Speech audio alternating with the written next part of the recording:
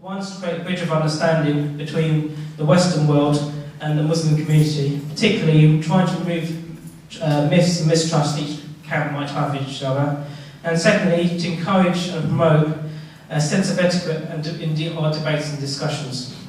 Our debates are very topical and can get very heated, so please adhere to the chair and discussions in all our forum. I believe our past events have all been very successful, and I invite you to all look at our website for our feedback. And if after the event, if you please can email me with your feedback and comments, I'll be grateful. To moderate tonight's discussion, I'm pleased to be able to introduce our chair for tonight's discussion, Nazanin Mashuri. As you may well know, she's a presenter and correspondent for Al Jazeera. She's covered a number of conflicts, including in Afghanistan and Iran, and she's recently interviewed Hugo Chavez and Tony Blair. She's covered some of the other news stories, such as July 21st bombers and the death of Jean-Charles Domenez. She was previously worked at ITV Morning News as a regular news presenter, and before that, ITV News as well as Sky News. She was born in Tehran, but moved to London with her parents just before the Islamic Revolution, and she also read modern European studies at UCL. She's trained as a journalist at Westminster University. So, ladies and gentlemen, without further ado, please put your hands and welcome our chair tonight. Thank you.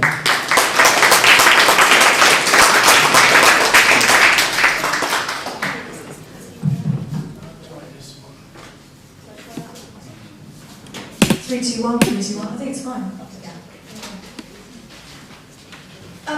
Thank you very much for joining us this evening. Actually, I don't think it's fine. It's kind of cutting in and out.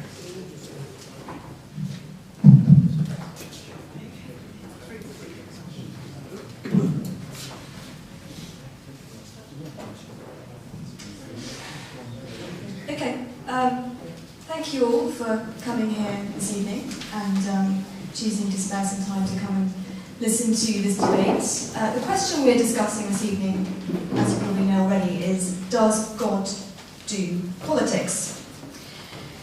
Just to put it into a brief context, the question of God and politics has been present even in the ancient world. Greek leaders consulted the oracles to make their decisions. In Roman times, some emperors were deified after their reign, some of the more crazy ones during. And in British history, of course, until 1649 when Charles I was executed, many believed in the divine right of kings. That, of course, changed with the Reformation. Now, in the modern world, the separation of state and religion has really come to the forefront, and I've reported extensively from one of the most active examples of separation in today's world, which is Turkey. In Turkey, secularism is fundamental to its identity as a nation, but the country still keeps voting in a party which has religious Islamic roots. And many there now fear that Turkey could possibly go along the route Iran has taken, where the country where I was born, where religion and state are completely intertwined. Now, the final point I want to make before we talk about this is that in Britain, most would agree that religion doesn't win votes.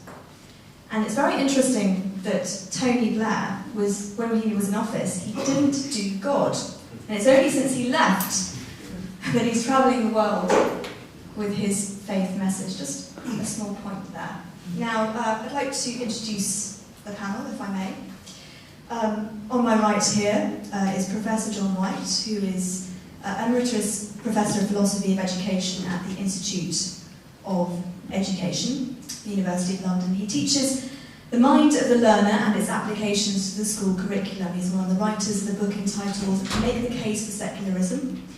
And finally, he is the Honorary Vice President of the Philosophy of Education Society of Great Britain. Here on my left is Mustaqim Bleher.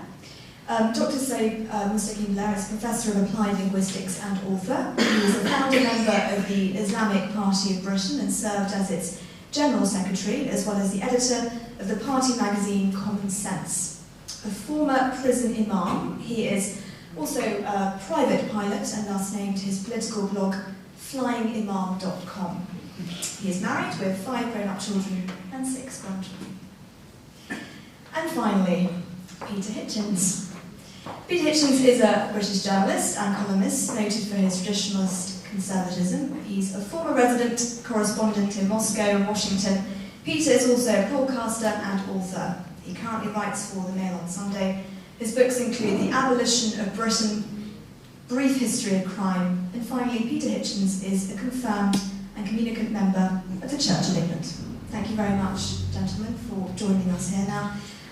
Just a quick comment on the format of this. I'm going to give each of our panellists 5 minutes to put forward their views, then we will open up the floor to comments and questions from you.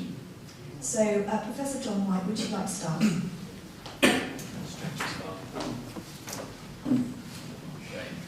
Well, first of all, may I say how grateful I am to Sharon Noor for inviting me to such an important debate. I've seen from the website how appreciative previous speakers have been for the superb organisation of these events, and especially of the audiences and the trenchant questions they put.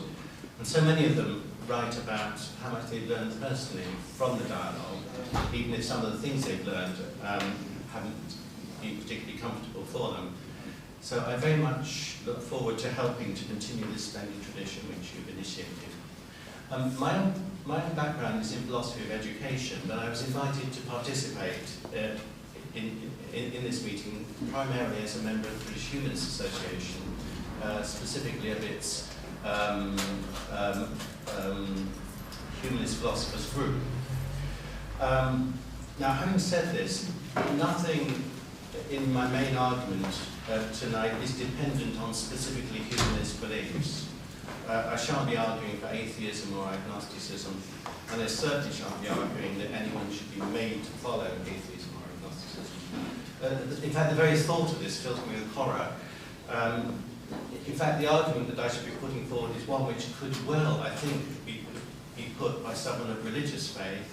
A Christian could hold these views, so could Jews, so I believe, but a Muslim, but you'll have to tell me that I'm right about this. My main argument is that there's every reason to encourage religious people, like anyone else, to express their views in public in favour of whatever they like, faith schools, outlawing abortion, an Islamic state or anything else.